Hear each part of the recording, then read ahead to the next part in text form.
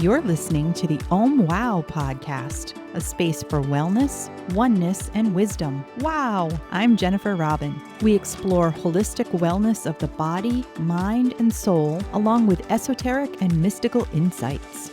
New episodes every Tuesday, plus Start Fresh minis every Sunday. Disclaimer, this content is for informational purposes only and does not diagnose, treat, cure, or prevent any disease or psychological mental health disorder. Consult with your healthcare provider for medical problems and before making changes to your physical activity, eating habits, supplements, or wellness strategies. The views and opinions expressed by our guests are their own and do not necessarily reflect those of the host, the show, or its advertisers. Let's jump in. Today on the show, we have Dr. Howard Waldorf. Dr. W is a holistic doctor and a spiritual visionary who's been helping people regain their health and balance for over 40 years. He helps people connect to the ancient natural wisdom of the four elements, and he's the author of the 4-Element Code. Welcome, Dr. W. Thank you, Jennifer. Nice to be with you. So, what inspired you to focus on this 4-element way of thinking? I bit into the 4 elements like 45 years ago when I was undergrad at school, and I was a natural scientist student, and nature was in my DNA, my way of thinking. I was always, my mom called me her nature boy or something like that. So anyhow, I took a non-credit course in astrology, at 19-year-old, and they talked about the 4 elements, and it just spoke to me in a way that it does. I don't know if everybody would get that out of an astrology course, but anyhow, and I just felt like there was something unique about it, something that spoke to me. And I also took yoga classes, and it kind of connected that spiritual sensibility. And so I started seeing nature in spiritual terms, using those 4 elements, and it went from there. So my life really has been about researching the power of this ancient wisdom. And it really is an ancient wisdom, as I try to talk about in my book, and whenever I have an opportunity to talk to people like yourself, I like to remind people that the 4 elements are an important core part of Western civilization. Most people just don't know that. Hippocrates, the father of modern medicine, as you might know, he was clearly a 4-element physician.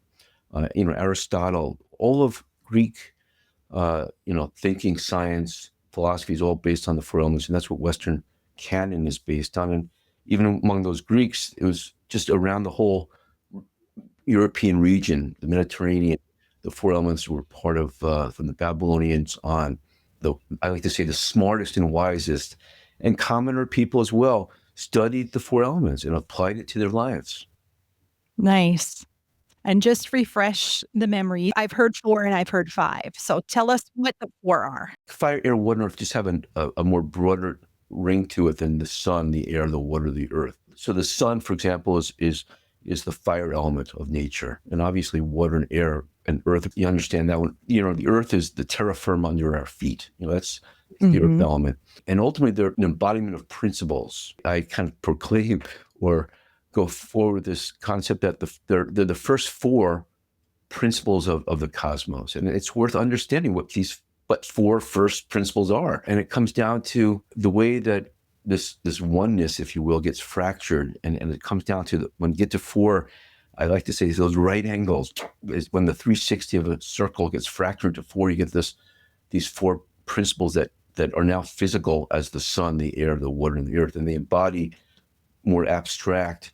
And I would suggest, human unifying, we could all understand what these 4 principles are. And the first one is that, this unity principle of the number 1. And that's ultimately what spirituality, I believe, is about, is that oneness. What the 4 elements do, Jennifer, is it helps people to see the origin of spirituality or something on that order that's about oneness. So there's 4 elements, and I want you to know that there's an order to them. And the way to remember the order, I like to say, is the way somebody from Boston might say the 4 elements, the four. So it's fire, air, water, and the E of earth is silent. So it's the 4 elements. So fire's at the top, and earth is at the bottom, and air is lighter than water. Okay, so you got to know that. So it's an easy thing to remember. So the first element is the fire element. It's up top, and that's that spiritual oneness force. And in my profession as a holistic chiropractor, it's embodied by the nervous system. The nervous system is Okay. that fire element of it's the most abstract, and it's up top here, whereas the earth element is the whole spine, all our bones, but it's most concentrated at our feet at the bottom. So the feet have a Okay. lot of earth in them, right? You can kind of see that. So the bones of your body, the earth, the nervous system is the fire that collects up in the brain. And then you have air and you have water and the lungs and you have the weightier abdomen. But as it turns out, the water element is more the blood of the body. Okay. It's the whole circuitry of nutrition. So whatever feeds into your blood is what you eat, what you feed it, right? So that's part of the water circuitry. And as a third element, I'd like to say is water is the principle that has a poeticness to it, if you will. So oftentimes I like to say there's a threeness to water. You have blood, you have nutrition, the food that comes into, and then you have your digestive or visceral system. So the water system of your body is all your organs basically, which deal with your blood staying healthy and having within it what it needs. And it's that triad of, like I say, food, blood, and visceral system. So, how do we apply this wisdom, okay, of these four elements to our day today, like how we live every day? And that's what I aim to do.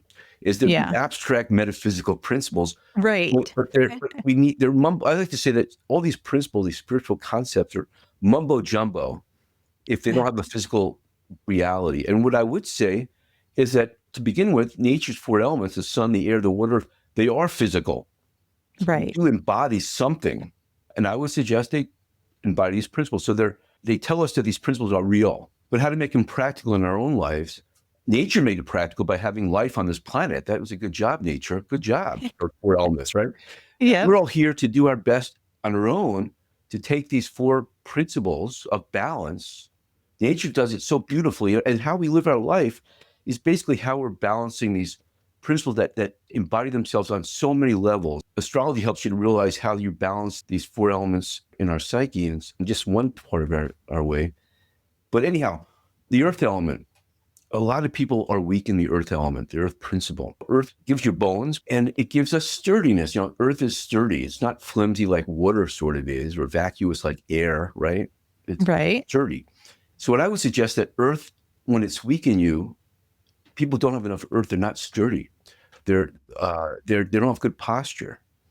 Alignment is a function of earth, right? The bones of the body are meant to be in alignment. And as a chiropractor, I raise my hand. I say, I'm going to help you with that. So that's an important foundation. Earth is the foundation that things build on, right? That's what it does.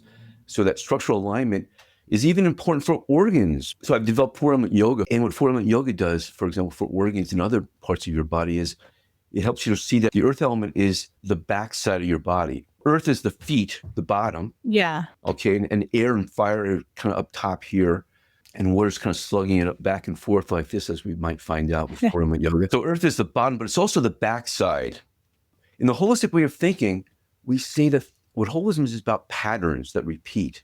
And let me just elaborate a little bit with the concept of holistic and holographic film plates and images. If you looked at a holistic holographic film plate, let's say I took a picture of you Yep. in real life, three-dimensional you in front of me, and I did it in a holographic way, and I cut that piece of film into 50 pieces and took piece number 37 that I think might be your right elbow, and I put the laser back through, which is how you need to create that holographic film plate, and the whole you would show up. Yes, I've heard that before. It's amazing. And the point is that if you looked at it, you'd see little refractive pattern at every level of the film plate as far as it can go and stay with that acuity. The point is here that every level of the cosmos, according to this four-element way of thinking, has these four principles embodied within it. That earth element of the bones, right? Yep. Can you see how the feet have more of that earth? It's at the bottom. Yes. Can you see within the feet that the earth is even stronger at the heel, at the backside? Okay. The heel, this is the way it works. It truly is. Once you see this pattern, it begins with stuff like that, and it works its way into your life, and it makes life more interesting, more intriguing, more capable of making the connections to heal yourself better. When earth is very practical, whereas fire is about idealism and that kind of a thing, that spiritual idealism. Earth is about the practical, mundane things that have to get done. A lot of people don't walk well. They don't heel strike well. They put soft material underneath their feet. Like the Christian sneakers and things? These blobs of crock, or whatever they are, they slog around there. That's water energy. So you look to nature to understand, how do these principles function? How do we use them? How do we tap into them? And that's what Four Element Yoga is all about, is finding ways of tapping into and translating the life positive forces or energies into us. To keep our bones strong, we want that earth energy. To keep Yeah. our organs strong, we want to get that water energy of nutrition in particular. When you think about up until sneaker time, 80 years or maybe a little bit longer, nobody wore soft, cushy stuff. They were sturdier back then, I suggest. And we're all getting soft in a lot of different ways. And one of them is we don't respect and honor the earth principle. There's a poetry to this form way of thinking. Yeah. I would like to say, and that's the wood realm, the poetry, the romance of it. So when you talk about, the cushy sneakers, I'm guessing the best way for us to walk, if we could, would be barefoot. Leather shoes, I think, or a time-honored thing that humankind has had. But flat, right? They can have a heel. A lot of times with Four Element Yoga, you want to put a lift into some place that you're trying to tone up with earth energy. Kind of a lifting, it's like a ridge of earth, I call it. Sometimes to roll up a towel, has to be a towel, can't be soft and cushy. A towel has the heft of earth enough that you can lie on it, put it underneath horizontally where you're hurting, and it can help release some of that structural fatigue. And that's what happens to earth when it's not aligned well, this structural fatigue. But as far as walking, you want to wear, a harder soled shoe. You definitely don't want a thick, soft shoe. That just dampens it out more than it needs to be. Yeah. So I almost feel like we're doing an experiment on ourselves. And I think modernity is built upon sneakers in a big way. And it's almost as if we want to see how far we can go with dampening out this earth principle, and still being relatively healthy or whatever. And I just think it's an underappreciated thing. So to walk, even if you don't have good shoes or whatever, I personally like to walk with a leather heel, old-fashioned men's shoe. And you women have those as well. But I suggest walking with that kind of a concept and dorsiflexing your foot a little bit, bring your toes up a little bit more, concentrate on the back half inch, and that'll help as well. And when your right foot comes forward, for example, raise your right arm, which would naturally go back, let it go back a little further, bring your right skull even back on that same side, and just try to feel that earth energy of going back. You're actually translating, according to Four Element Yoga principles, that earth principle through the muscles that you're using to do that. Muscles engage those principles by doing what they do. Nice. My trainer would like that. She's big on making me walk correctly to improve other parts of my body. Was that an issue for you? Is that something that you're working on? I had a bad knee injury. Okay. And last year. And so I found this trainer after I went through like the physical therapy and all the things. But when she started working with me, she said, we've got to work on your fascia, which I don't quite understand. But in the beginning, it was all about walking and holding a ball and like exactly what you're describing. Yes. That's kind of a nice concept, and be as elegant or graceful as you can. And what I would suggest doing, if I can add to it a little bit, is to think of walking. All the principles are there. Yep. Think of the earth as the heel strike. And then what the musculoskeletal system is built upon, which is more of what you're dealing with walking. A lot of problems are musculoskeletal. Skeletal is the earth element, okay? Mm-hmm. Muscular, the fire element is neuro. If it was like neurovascular, is actually a fire-water system, okay? So instead of neurovascular being that, the musculoskeletal is actually an air-earth. What I was going to lead up to is the muscles part. The air element of the body is the muscles. Okay, that's interesting. There's a geometry to these principles. So the circle is the oneness principle. It's that all-inclusive, whatever oneness. And we saw, when you fracture that oneness, you get the four of earth. Those I like to call the buttressing principle, the 90-degree angles. That right angle. It's actually the right angle for the cosmos to become physical. And what two is about, we get into the geometry of two being aligned. And one, we tend to think of a line segment too often, but think of a line really as those arrows defines the lines, those two arrows. And they go to the yin and the yang, the spiritual material, all the poles of the cosmos were built with the two-ness. When the creator said, let there be two, or something in that order, that two-ness of yin yang. And we tend to think of opposites as attracting, but in the realm of two-ness, they ain't doing that at all. They're going further and further apart. And here's the beauty of it. The way to think about it is, I ask, what's between those two arrows? I declare is space, endless space.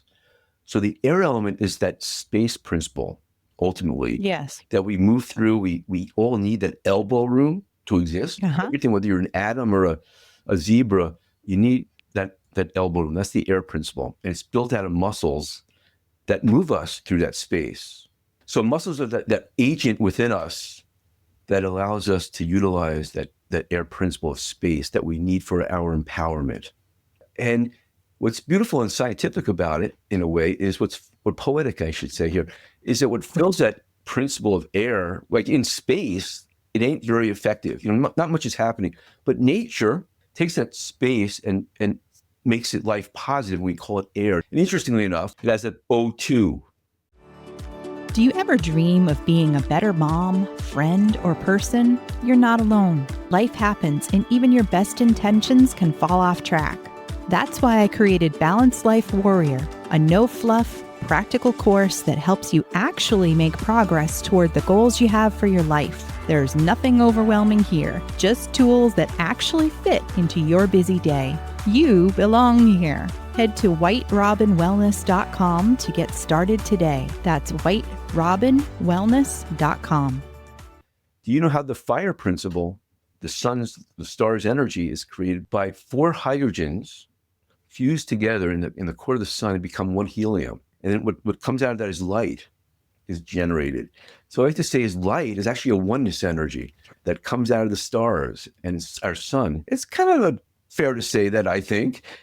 Yeah. Word to one, you get that light, and that's what light is, that oneness energy, and that's what makes it spiritual to us. This fire principle, the candle, the sun when it shines on a cold day. Up here in Syracuse in the winter and cold days, that when the sun shines, it's something spiritual. We feel it. It reaches us, and I think we all feel it. So that's the fire principle. So this 4-element sensibility kind of reminds us, or helps us to put into spiritual terms, what is really going on, I suggest. Okay. So where's the practical part of this? Is we want to keep our water element strong. We want to learn how to eat good, healthy foods, right? Yep. What I have in my book is a way of looking at nutrition from a 4-element perspective. For example, protein would be the earth element, builds physical structural material. Sugars would be fire. The fire energy is that glucose, which is not a bad thing. And all the vitamins, all the polyphenols, and all the various things that science is discovering are all different principles. As an herbalist, I like to say that herbs are actually principles. We talk about herbal principles in the herbal tradition. It doesn't stop at 4.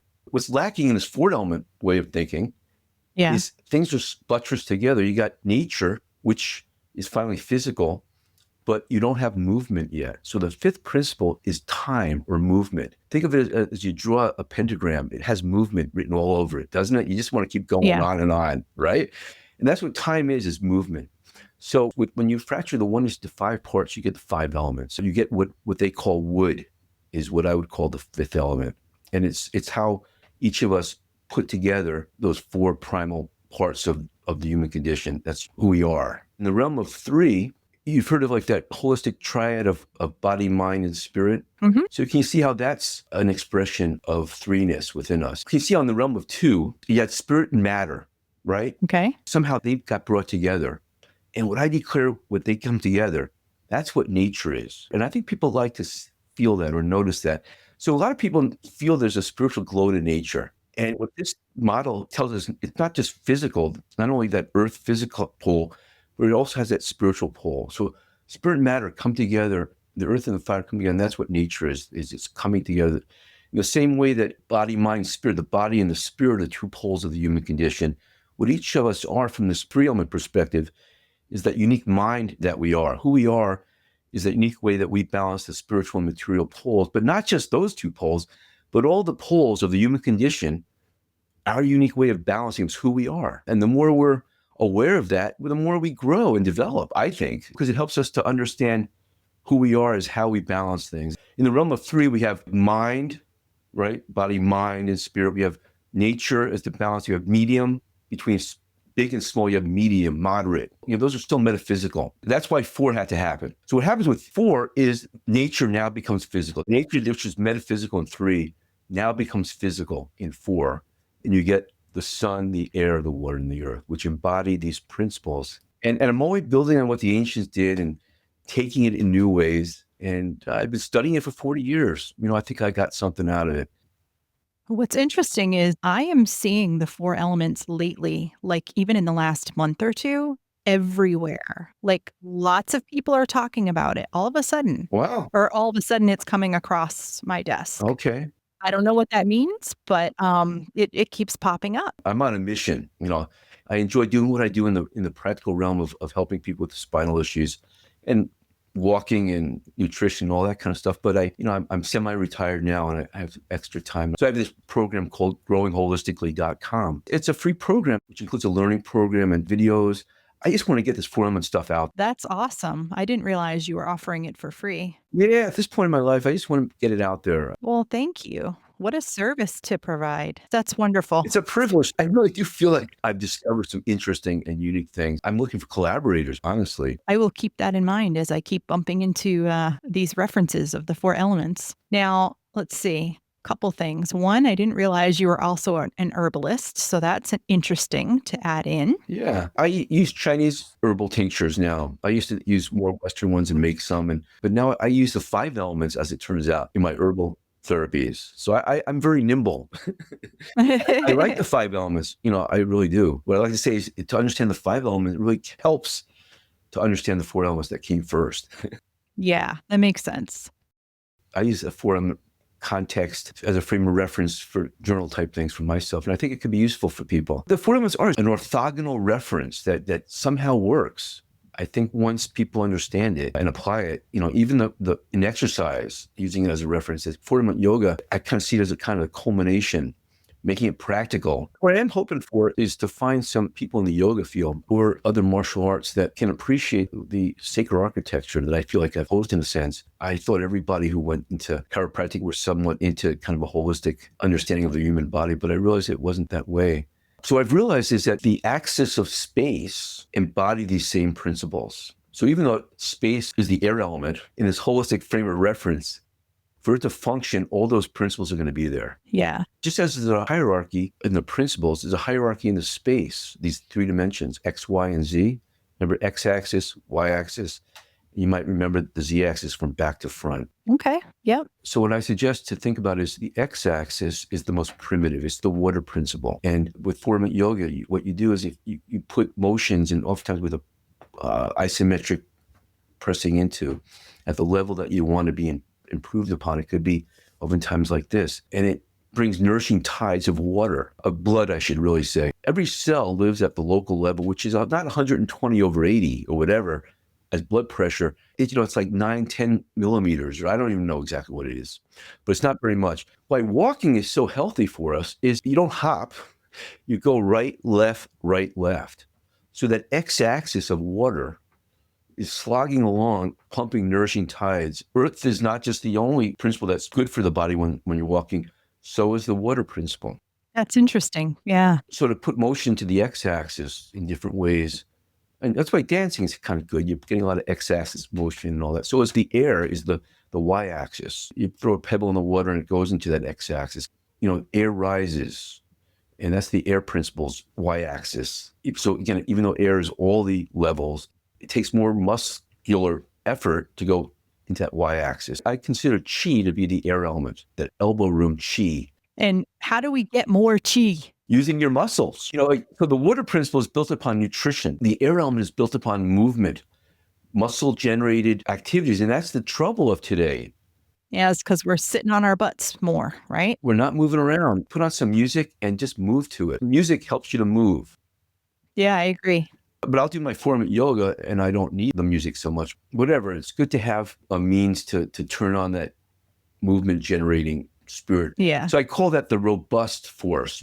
Muscles give us robustness. And do you want to live a robust life there, Jennifer, once you get your knee all remedied up? It's already in the works. I'm already back to hiking. Yes. Nice.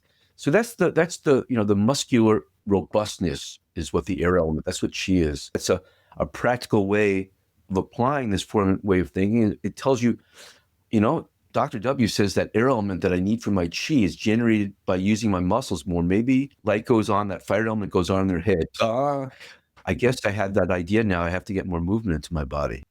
Yeah. And it's such a simple thing too. I mean, a simple way to help ourselves, but you get busy and you're sitting at your desk and then you're sitting at your couch and then you're sitting in your car. I have that privilege of walking to work every day. I live 20 minutes away. Oh, that's great.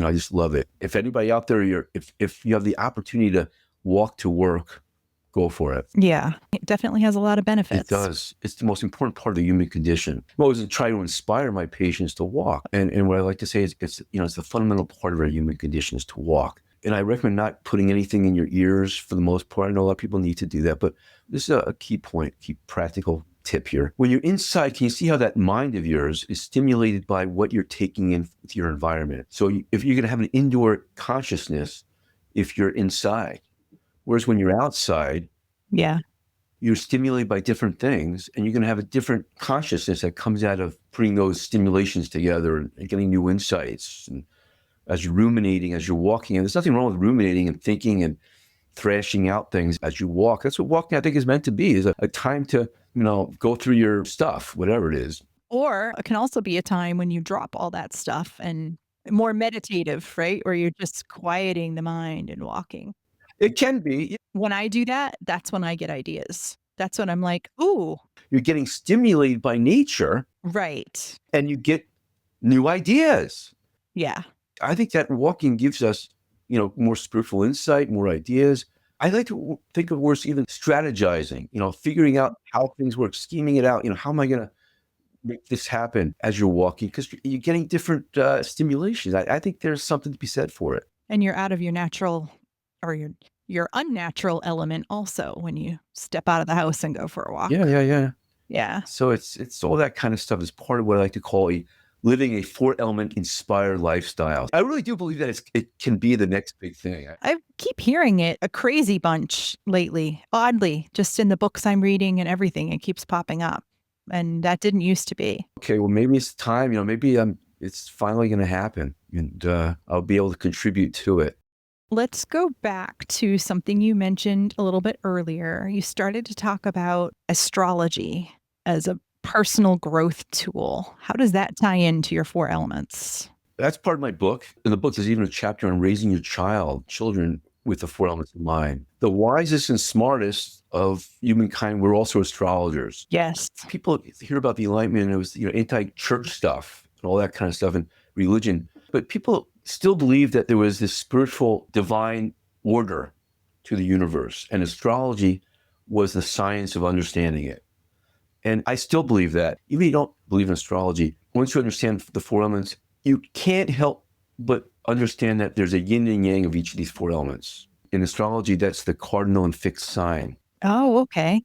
And let's think of the cardinal as the fire, and the active, and the fixed being the earth. And the mutable is that third one that is sort of a water balancing. So the word principle is about that interconnected balancing principle. What water is in nature has this water unique hydrogen bond of water. The water of nature truly embodies, just like the air of nature embodies O2, all those diatomic molecules.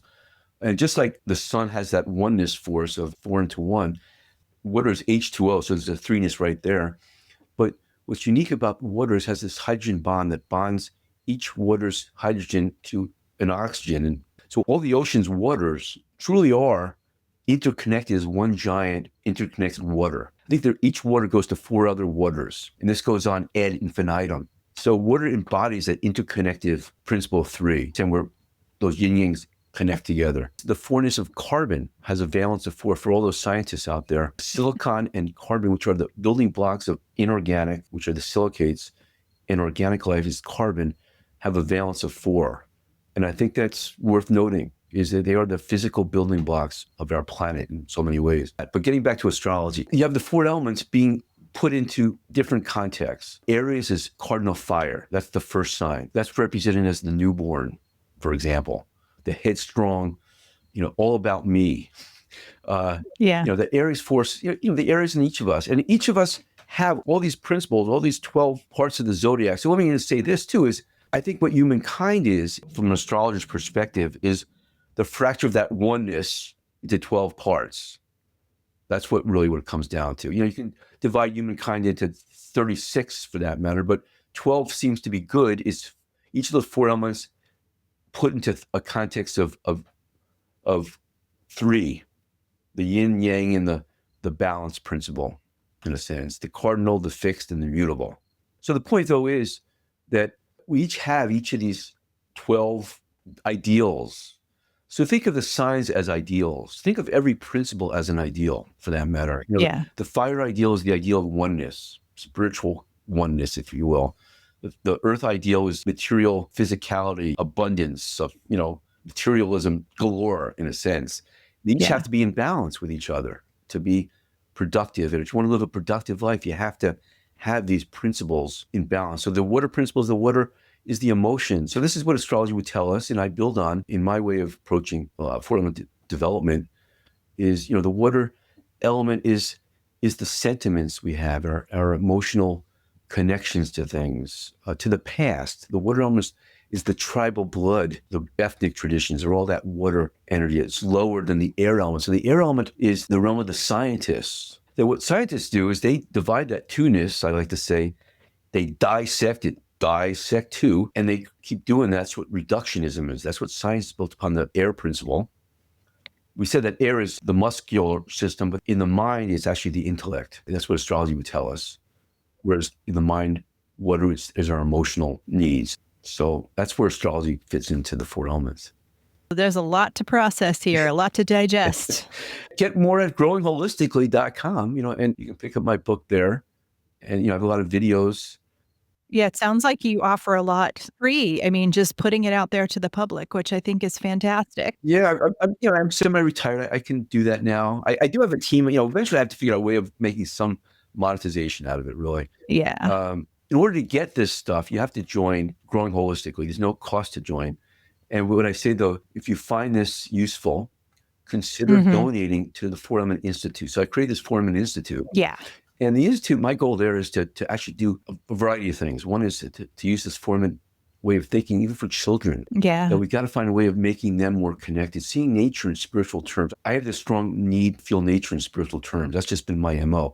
And I do think that everybody has it to some degree. I think in the holistic 12, all the signs of the zodiac are within each of us. And somewhere in that is seeing nature in spiritual terms. We all have it somewhere, I believe. But I think that we all are meant to have it. And I think that someone like me needs to kind of help people to see that. I think it's an important part of our human condition to see that. And we all see it maybe in our own way. Yeah. But I think by understanding the four elements, it helps us to do it more efficiently, effectively, and in healing ways. You can create healing moments as you do this form of yoga and create kind of mystical moments as you channel through the X, Y, and Z axes of space. Once you understand what they are, you can change your trajectory and become more body aware and healthier and grow and evolve as a human being. Wonderful.